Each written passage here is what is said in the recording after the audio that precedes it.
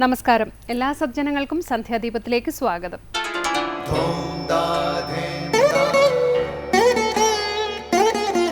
ശുഭം ഭവതു കല്യാണമായുസാരോഗ്യവർദ്ധനം സർവദുഃഖ വിനാശായ സന്ധ്യാദീപം നമോസ്തുതേ. നാമം ജപായനം പുണ്യം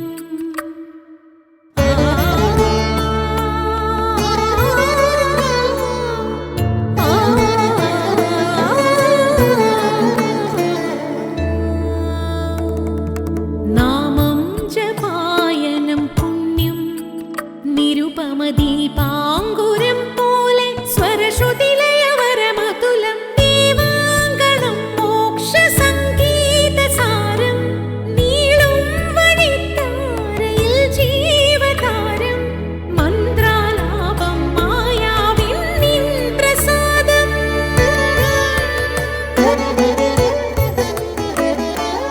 ഇരുൾ നീങ്ങിയുണരുന്ന തെളിനാളദീപം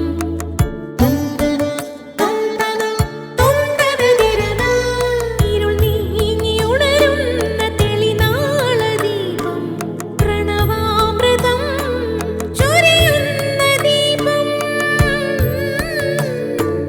ദീപം ദീപം ദീപം ദീപം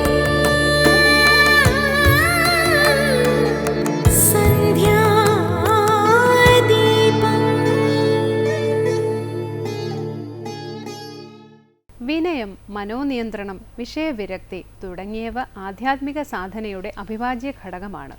പക്ഷേ മോക്ഷപ്രാപ്തി ആഗ്രഹിക്കുന്ന സാധകനിൽ ഭൂതദയ കൂടി വളർന്ന് വികാസം പ്രാപിക്കണമെന്ന് ശ്രീ ശങ്കരാചാര്യർ അദ്ദേഹത്തിൻ്റെ ഷഡ്പദി സ്തോത്രത്തിലെ 1-ാം ശ്ലോകത്തിൽ പറയുന്നു. ശ്രീമദ് ഭാഗവതഗീത ഇക്കാര്യം പലയിടങ്ങളിലും പ്രസ്താവിച്ചിട്ടുണ്ട്. സർവ്വജീവജാലങ്ങളുടെയും നന്മയിൽ തൽപരനായിരിക്കുന്നവനാണ് ഈശ്വര സാക്ഷാത്കാരം ലഭിക്കുക എന്ന് ഭഗവത്ഗീത 5-ാം അധ്യായം 25-ാം ശ്ലോകത്തിലും 12-ാം അധ്യായം 4-ാം ശ്ലോകത്തിലും സർവഭൂത ഹിതേരത എന്ന വാക്ക് ഉപയോഗിച്ചുകൊണ്ട് ഭഗവാൻ വ്യക്തമാക്കിയിരിക്കുന്നു.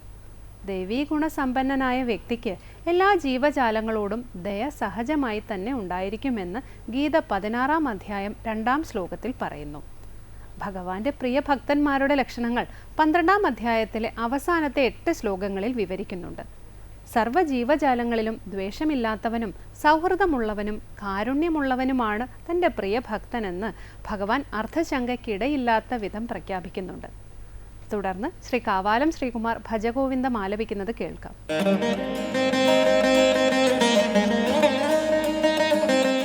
ത്വയി മയി ചാന്യത്രൈകോ വിഷ്ണുഃ വ്യർത്ഥം കുപ്യസി മയ്യസഹിഷ്ണുഃ സർവസ്മിന്നപി പശ്യാത്മാനം സർവസ്മിന്നപി പശ്യാത്മാനം സർവത്രോത്സൃജ ഭേദജ്ഞാനം സർവത്രോത്സൃജ ഭേദജ്ഞാനം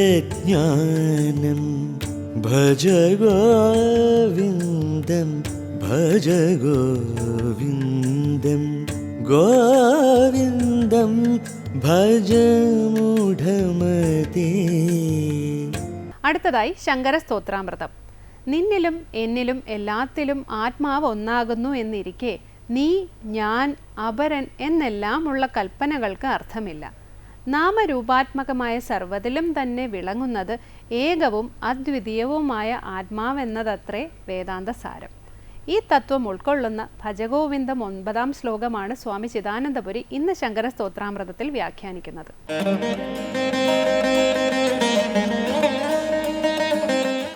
മോഹമുദ്ഗരത്തിൽ 9-ാമത്തെ ശ്ലോകമാണ് നമ്മൾ ശ്രദ്ധിക്കുന്നത്. പ്രായോഗികമായ വേദാന്ത ചിന്തയുടെ ഏറ്റവും പ്രധാനപ്പെട്ടൊരു തലമാണ് ഈ ശ്ലോകം. വേദാന്തം നൽകുന്ന പ്രായോഗിക ജീവിത വീക്ഷണം. അതുപോലെ വൈദിക ചിന്തയുടെ സാമൂഹിക വീക്ഷണം എല്ലാത്തിനെയും ഉൾക്കൊള്ളുന്നതാണ് ഈ 9-ാം ശ്ലോകം. നാനാത്വത്തിലേകത്വം. ആ വീക്ഷണത്തിൽ നിന്നുള്ള എല്ലാത്തിനെയും ഉൾക്കൊള്ളാനും സ്നേഹിക്കാനുമുള്ള ആ ഒരു സന്ദേശം, ഇതാണ് വേദാന്ത വിചാരത്തിൻ്റെ ഒരു സാമൂഹികമായ തലം അഥവാ സന്ദേശം. വ്യക്തിതലത്തിലാകട്ടെ സർവത്തിലും കുടികൊള്ളുന്ന ചൈതന്യം ഏകമാണെന്ന തിരിച്ചറിവ്, അതിൽ നിന്ന് തൻ്റെ പരിമിത ഭാവത്തിനുപരി താൻ എത്തിച്ചേരുന്നത്. ഇങ്ങനെ വേദാന്തത്തിൻ്റെ പരമമായ സന്ദേശത്തെ നമുക്ക് നൽകുന്ന ശ്ലോകമാണിത്. ത്വയി മയി ച അന്യത്ര ഏകഃ വിഷ്ണു. നിന്നിലും എന്നിലും മറ്റുള്ളവരിലും മറ്റെല്ലാത്തിലും വിഷ്ണു ഏകനാണ്.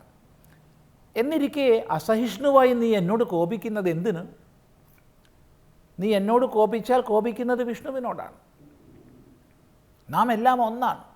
വ്യവഹാരത്തിൽ പ്രകടനത്തിൽ നമുക്കെല്ലാം ഭിന്നതയുണ്ട്. എന്നാൽ സ്വരൂപതയാ നാം ഏകമാണ്. ഈ തിരിച്ചറിവിൽ ഉൾക്കൊള്ളാനും സ്നേഹിക്കാനും അതിനാണ് നമ്മൾ യത്നിക്കേണ്ടത്. അതുകൊണ്ട് വ്യർത്ഥം കുപ്യസി, നീ വെറുതെയാണ് കോപിക്കുന്നത്. നിൻ്റെ കോപത്തിന് അർത്ഥമില്ല.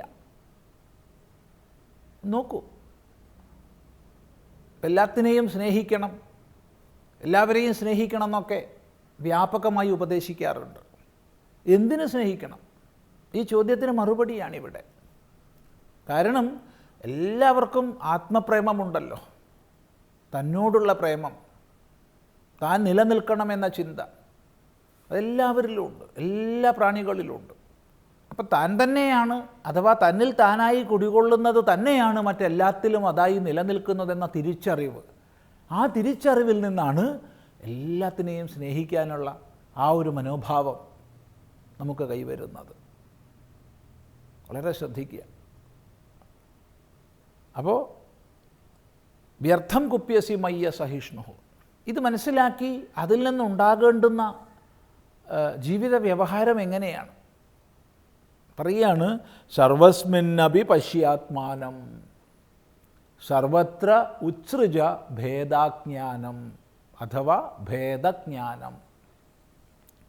സർവസ്മിന്നപി പശ്യാത്മാനം, സർവസ്മിൻ അപി, എല്ലാത്തിലും തന്നെ ആത്മാനം പശ്യ, തന്നെ കാണൂ. വാസ്തവത്തിൽ ഇതാണ് ഔപനിഷദമായ ദർശനത്തിൻ്റെ പരാകാഷ്ഠ. സർവചരാചരങ്ങളിലും കുടികൊള്ളുന്നത് താൻ തന്നെയാണ്. തന്നിൽ കുടികൊള്ളുന്നത് സർവചരാചരങ്ങളുടെയും ആത്മഭാവമാണ് എന്ന കാഴ്ചപ്പാട്. ഈ കാഴ്ചപ്പാട് കൈവന്നാലാണ് ഒരാൾ ദ്വന്ദ്വാതീതനായി ശോകമോഹാതീതനായി തീരുന്നത്. ഈ വീക്ഷണമാണ് സർവസ്മിന്നപി പശ്യാത്മാനം, എല്ലാത്തിലും തന്നെ കണ്ടാലും.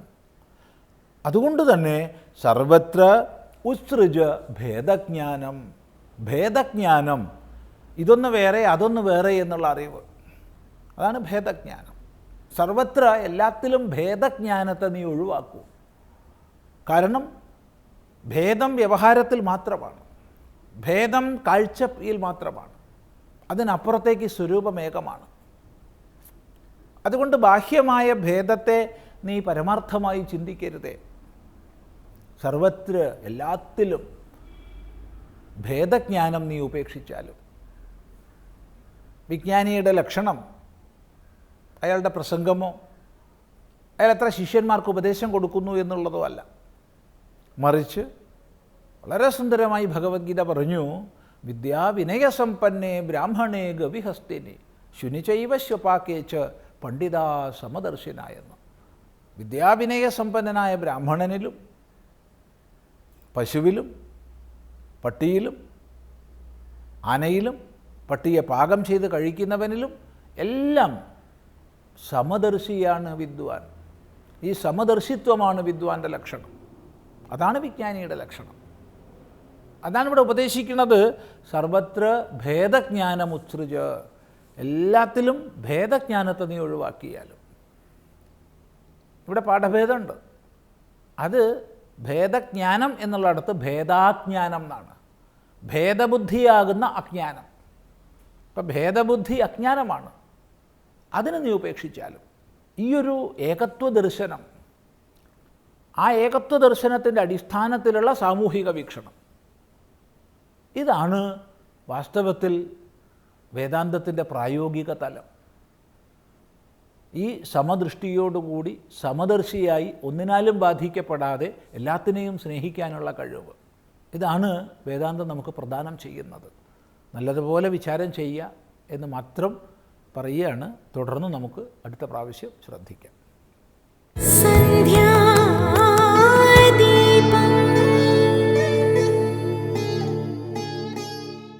തുടർന്ന് സനാതനധർമ്മം. ഭഗവാനെ ആരാധിക്കുന്നവർ ഭഗവാനിൽ നിന്ന് ഭിന്നരല്ല. അവർ ഭഗവാനിൽ തന്നെ ലയിച്ചു ചേരുന്നു. അത് എങ്ങനെയെന്നാൽ കടലിൻ്റെ ആഴമളക്കാൻ പോയ ഉപ്പുപാവ കടലിൽ തന്നെ ലയിച്ചു ചേരുന്നത് പോലെയാണ്. അംബരീഷിൻ്റെ ഭക്തി ഭാഗവതത്തിലൂടെ വിവരിക്കുകയാണ് ഇന്ന് സനാതനധർമ്മത്തിൽ സ്വാമി ബ്രഹ്മസ്വരൂപാനന്ദ.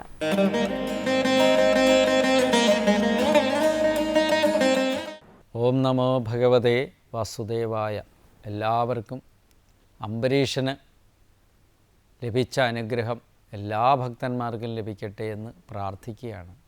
കാര്യം അംബരീഷ ചരിതത്തിൻ്റെ സമാപനം, നവമസ്കന്ധത്തിൻ്റെ ഏറ്റവും പ്രധാനപ്പെട്ട കഥയുടെ സമാപനത്തിലേക്ക് നമ്മൾ പോയിക്കൊണ്ടിരിക്കുകയാണ്. അംബരീഷന് കിട്ടിയ അനുഗ്രഹവർഷം, വിഷ്ണു ഭഗവാന് കിട്ടിയ അനുഗ്രഹവർഷം എത്രത്തോളം മഹത്വമാണ് എന്നുള്ള കാര്യം വെളിപ്പെടുത്തി കഴിഞ്ഞു. ഇവിടെ പറയുകയാണ്, ഏറ്റവും പ്രധാനപ്പെട്ട ഒരു ശ്ലോകമായി ഇതിനെ കരുതണം. പറയുന്നു ഭഗവാൻ, സാധവോ ഹൃദയം മഹ്യം സാധൂനാം ഹൃദയം ത്വകം മദന്യത്തെ ജാനന്തി നാഹം തേഭ്യോ മനാകപി. എന്താ പറയുന്നത്? സാധവോ ഹൃദയം മഹ്യം സാധൂനാം ഹൃദയം ത്വകം മദന്യത്തെ ന ജാനന്തി നാഹം തേഭ്യോ മനാഗ് അപി. പറയുക, സാധവ സാധുക്കൾ, ഉത്തമരായിരിക്കുന്ന മനുഷ്യർ, സത്സ്വഭാവങ്ങളുടെ ഗുണങ്ങൾ അത്രയേ ഉള്ളവർ, ദുസ്വഭാവങ്ങളിൽ ലവലേശമില്ലാത്തവരായിരിക്കുന്ന സുഹൃതികളായ സാധുക്കൾ, മഹ്യം ഹൃദയം, എൻ്റെ ഹൃദയം. അറിയാം, ഭഗവാന്റെ ഹൃദയം. ആരാണ് ഭഗവാന്റെ ഹൃദയം? സാധുക്കളായിരിക്കുന്നവർ. സാധൂനാം ഹൃദയം തു അഹം, സാധുക്കളുടെ ഹൃദയമോ ഞാനുമാണ്. എൻ്റെ ഹൃദയം ആരാ? സാധുക്കളായ ജനങ്ങളാണ്. സാധുക്കൾ എന്നുള്ള ശബ്ദത്തിൻ്റെ അർത്ഥം ഞാൻ പറഞ്ഞു കഴിഞ്ഞു. സുഹൃത്തികളായിട്ട്, ഭക്തപരായണന്മാരായിട്ട്, ഇന്ദ്രിയങ്ങളെല്ലാം നിയന്ത്രിച്ച് ഭഗവാനെ എപ്പോഴും ആരാധിക്കുന്നവരായിരിക്കുന്ന ഭക്തജനങ്ങളാണ് എൻ്റെ ഹൃദയം.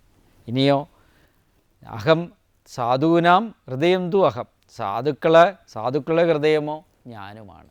എൻ്റെ ഹൃദയം സാധുക്കളും സാധുക്കളുടെ ഹൃദയവും ഞാനുമാണ്. തേ അവർ മദന്യത്, എന്നിൽ നിന്ന് അന്യമായിട്ട്. എന്താ അന്യമായതിനെ ന ജാനന്തി, ഒന്നിനെ അറിയുന്നില്ല. എന്നിൽ നിന്ന് അന്യമായിട്ട് ഒന്നും അവർക്കില്ല. പിന്നെയോ അഹം ഞാൻ, ധേപ്യ അവരിൽ നിന്ന് എന്താ മനാഗപി ന ജാനാമി, അന്യമായിട്ട് അല്പം പോലും അറിയുന്നു. നോക്കുക, എത്രയധികം പരസ്പര പൂരകമാണ് ഭഗവാനും ഭക്തരും തമ്മിലെന്നുള്ള കാര്യം ഓർമ്മിക്കുക. രാമകൃഷ്ണ പരമഹംസദേവൻ്റെ ജീവചരിത്രത്തിലൊരു കഥ പറയുന്നുണ്ട്. ഒരാൾ ചോദിച്ചു, ഈ ഈശ്വരനും അങ്ങും രണ്ടാണോ എന്ന് ചോദിച്ചു. അപ്പോൾ ഏറ്റവും വലിയ വിവാദങ്ങളുണ്ടാക്കുന്നതാണല്ലോ. നാരായണ ഗുരുദേവൻ്റെ ജീവചരിത്രത്തിലായാലും, ചട്ടമ്പിസ്വാമികളുടെ ജീവചരിത്രത്തിലായാലും, ശങ്കരാചാര്യ ജീവചരിത്രത്തിലായാലും ദൈവം ഇവരുമൊക്കെ ഭിന്നരാണ്, ഇവരൊക്കെ മനുഷ്യരാണ്, ഇവരെയൊക്കെ ആരാധിക്കാൻ പാടില്ല എന്നൊക്കെ നമ്മളെല്ലാവരും പറയുന്നതായിട്ട് കേൾക്കുന്നുണ്ട്. ഇപ്പോൾ ജീവിച്ചിരിക്കുന്ന സുഹൃതികളായ ഒരുപാട് ദിവ്യപുരുഷന്മാരിൽ വെച്ച് അമൃതാനന്ദമയി അമ്മ തുടങ്ങിയിരിക്കുന്നവരെയൊക്കെ ആരാധിക്കുന്നവർ ഒരുപാട് പ്രതികൂല സാഹചര്യങ്ങൾ സൃഷ്ടിക്കുന്ന സംശയങ്ങൾ, ചോദ്യശരങ്ങൾ ഉണ്ടാക്കുന്നവരുണ്ട്. ഇവരെയൊക്കെ മനുഷ്യരല്ലേ, ആരാധിക്കാൻ പാടുണ്ടോ എന്നാണ് ചോദിക്കുന്നത്. അവിടെയാണ് ശരിയായ ഉത്തരം നമ്മൾ കണ്ടെത്തേണ്ടത്. അടുത്ത കാലത്ത് പ്രസിദ്ധമായിട്ടുള്ള ഒരു കാര്യം സോഷ്യൽ മീഡിയ വഴി പ്രചരിക്കുന്നുണ്ട്. അതിലേറ്റവും പ്രധാനപ്പെട്ടൊരു കാര്യമാണ്, ഒന്ന് രാമകൃഷ്ണദേവൻ്റെ ജീവചരിത്രത്തിലുള്ളതും ഒന്ന് ശ്രീനാരായണ ഗുരുവിൻ്റെ ജീവചരിത്രത്തിലുള്ളതും. മനുഷ്യരാണെന്നും അവർ ദൈവങ്ങളല്ലെന്നും പറയുന്നവർക്ക് കൊടുക്കുന്ന ഒരു ചെറിയ മറുപടി കൂടിയാണ് അത്. ആദ്യം നമുക്ക് രാമകൃഷ്ണദേവൻ്റെ ഇതിലേക്ക് കിടക്കാം. രാമകൃഷ്ണദേവൻ്റെ അരികിൽ ചെന്നിട്ട് ഒരാൾ ചോദിച്ചു, ദൈവവും അങ്ങും രണ്ടല്ലേ, ഒന്നല്ലല്ലോ എന്ന് ചോദിച്ചു. അതിന് ഉത്തരം കൊടുത്ത ഇങ്ങനെ, ഉപ്പ് കൊണ്ടൊരു പാവയുണ്ടാക്കിയിട്ട് നീ പോയി കടലിൻ്റെ ആഴം അളക്കുക. ഉപ്പ് കൊണ്ട് ഒരു പാവയുണ്ടാക്കുക, എന്നിട്ട് നീ പോയി കടലിൻ്റെ ആഴം അളക്കാൻ പറഞ്ഞു. എന്താ അളക്കാൻ പറ്റുമോ? ഉപ്പ് വെള്ളത്തിലോട്ടിട്ട് കഴിഞ്ഞാൽ എന്തായിരിക്കും? അത് ലയിച്ചങ്ങ് പോവും. അപ്പോൾ ആഴം അളക്കാനും പറ്റില്ല, അത് തിരികെ ഉപ്പ് പാവയായി വരികയില്ല. എന്താ അതിൻ്റെ അർത്ഥം മനസ്സിലായോ? അതായത് ഭഗവാനെ ആരാധിക്കുന്നവർ ഭഗവാനിൽ നിന്ന് ഭിന്നരല്ല, അവർ ഭഗവാനായി തന്നെ ലയിച്ച് ചേരുക ചെയ്യുന്നത്. എന്തുകൊണ്ടാണത്? മനസ്സുകൊണ്ട്. നിരന്തരമായ വിചാരമാർഗം അവർ സ്വീകരിച്ച് മന്ത്രോച്ചാരണവും തപസ്സും എല്ലാം ചെയ്ത് നിർമ്മലമാക്കപ്പെട്ട മനസ്സ് ഭഗവാനായിട്ടങ്ങ് ലയിച്ചു ചേരുന്നു. അവർ ഉപ്പുപാവ എങ്ങനെ കടലിൽ ലയിച്ചു ചേരുന്നു, അതുപോലെ അഭിന്നമായി തീരുന്നു ആര്? ഭക്തരും ഭഗവാനും തമ്മിൽ. ഇനി ലളിതാംബിക അന്തർജനം, നാരായണ ഗുരുദേവനെ കാണാൻ പോയ കഥ പറയുന്നുണ്ട് അച്ഛനുമായിട്ട്. പറയുന്നത് ഇങ്ങനെയാണ്, 3 വയസ്സുള്ള ലളിതാംബിക അന്തർജനം ശിവഗിരിയിൽ ചെന്ന് നാരായണ ഗുരുദേവനെ കാണാൻ പോയി. അവിടെ ചെന്നപ്പം അച്ഛൻ പോകുന്നതിന് മുമ്പ് മകളോട് പറഞ്ഞ് ജ്ഞാനിയായ ഒരു ഗുരുവിനെ കാണാൻ പോകുക എന്ന് പറഞ്ഞു. എന്താണ് ജ്ഞാനിയായ ഒരു ഗുരുവിനെ? അവിടെ ചെന്ന് നാരായണ ഗുരുദേവൻ്റെ അരികിൽ ചെന്ന ഈ കുട്ടി അച്ഛനോടൊപ്പമാണ് ചെന്നത്. അവിടെ ചെന്നിട്ട് ഗുരുദേവനും ഈ അച്ഛനും തമ്മിൽ എന്തൊക്കെയോ ഒരുപാട് സംസാരിച്ചു. ആ സമയത്ത് ലളിതാംബിക അന്തർജനം അവിടെ പറന്ന് നടക്കുന്ന ചെറുകിളികളെ പിടിക്കാൻ പോയി. ഇതെല്ലാം ഗുരുദേവൻ നോക്കിയിരിക്കുന്നുണ്ടായിരുന്നു. തിരിച്ച് ലളിതാംബിക അന്തർജനം കിളികളെ ഒന്നും കിട്ടാതെ വന്നപ്പോൾ നേരെ അച്ഛൻ്റെയും ഗുരുദേവൻ്റെ അരികിലേക്ക് ചെന്നപ്പോൾ ഗുരുദേവൻ ഇങ്ങനെ കുട്ടിയെ സൂക്ഷിച്ചു നോക്കിയിട്ട്, പറക്കണമെന്ന് ആഗ്രഹമുണ്ടായിരുന്നു പക്ഷേ ചിറകില്ലല്ലേ എന്ന് ചോദിച്ചു. അപ്പോൾ കൊച്ചു കുഞ്ഞായ ലളിതാംബിക അന്തർജനം ഒന്നും മനസ്സിലായില്ല. പിന്നീട് കുറേ കാലങ്ങൾക്ക് ശേഷം അവർ പറഞ്ഞ മറുപടിയാണ്, എന്താ, ഇന്ന് കവയിത്രിയായിട്ട് എല്ലാവരുടെയും മീതെ പറന്നുകൊണ്ടിരിക്കുന്നു ആര്? ലളിതാംബിക അന്തർജനം. അന്ന് ആ ഗുരു അനുഗ്രഹിച്ചത് കൊണ്ടാണ് ഇന്ന് സാധിച്ചതെന്ന് അവർ പറയുന്നുണ്ട്. പക്ഷേ അവസാനം അവർ പറഞ്ഞൊരു വാക്കാണ് ഇവിടെ പറയാൻ ഞാൻ വന്നത്. എന്താണെന്നറിയാമോ? ജ്ഞാനിയായ ഗുരുവിനെ കാണാൻ പോകുന്നു എന്ന് അച്ഛൻ പറഞ്ഞതിൻ്റെ അർത്ഥം അന്ന് എനിക്ക് മനസ്സിലായില്ലായിരുന്നു. സർവജ്ഞാനിയായ ഗുരുവിനെ കാണാൻ പോകുന്നവർ ഇന്ന് നമ്മളാരാണ്? ഗുരുവിൻ്റെ സർവജ്ഞാനത്വം നമ്മൾ അറിയുന്നില്ല, സർവജ്ഞത്വം നമുക്ക് അറിയാൻ കഴിയുന്നുമില്ല. പക്ഷേ നമ്മളിന്നും ഗുരുവിനെ സാമൂഹ്യ പരിഷ്കർത്താവായി കണ്ടുകൊണ്ട് ആരാധിക്കണോ വേണ്ടയോ എന്നൊക്കെ സംശയം പ്രകടിപ്പിച്ചുകൊണ്ടിരിക്കുന്ന കാലമാണ്. അവരൊക്കെ ദിവ്യജ്ഞാനികളാണ്, ഈശ്വരാവതാരത്തിൻ്റെ ലീലകളാടിയവരാണ്. ഗുരു തന്നെ പറഞ്ഞിട്ടുണ്ട്, നാമും ദൈവവും ഒന്നാകുന്നു, നാം ദൈവത്തിൻ്റെ പ്രതിപുരുഷനുമാകുന്നു എന്ന് പറഞ്ഞിട്ടുണ്ട്. ഇങ്ങനെ അഭിന്നമായ ദൈവസ്വരൂപികളെ ഭിന്നമാക്കുന്നത് അല്പജ്ഞാനികളാണ്. നമ്മുടെ ദാർശനിക മണ്ഡലത്തെക്കുറിച്ച് അറിവില്ലാത്തവരാണ്.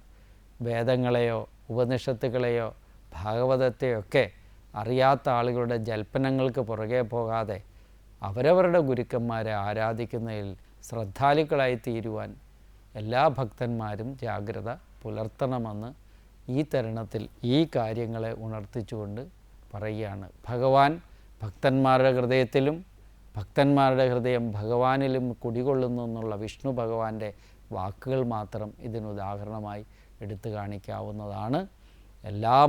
എല്ലാ ഹൃദയങ്ങളും ഭഗവാനിൽ ഇരിക്കട്ടെ എന്ന് പ്രാർത്ഥിക്കുന്നു. നമസ്കാരം.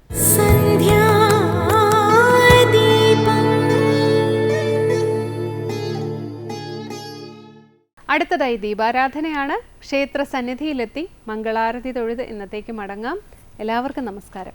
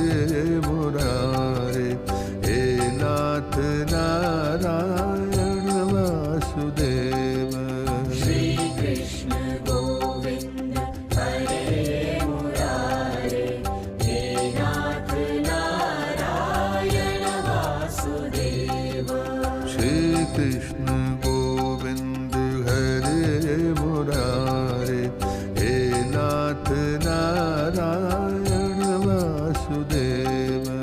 श्री कृष्ण गोविंद हरे मुरारे, हे नाथ नारायण वासुदेव। श्री कृष्ण गोविंद हरे मुरारे, हे नाथ नारायण वासुदेव। श्री कृष्ण गोविंद हरे मुरारे, हे नाथ नारायण वासुदेव। श्री कृष्ण गोविंद हरे मुरारे, हे नाथ नारायण वासुदेव। श्री कृष्ण गोविंद हरे मुरारे, हे नाथ नारायण वासुदेव। अच्युतं केशवं राम नारायणं, कृष्ण दामोदरं वासुदेवं हरि। अच्युत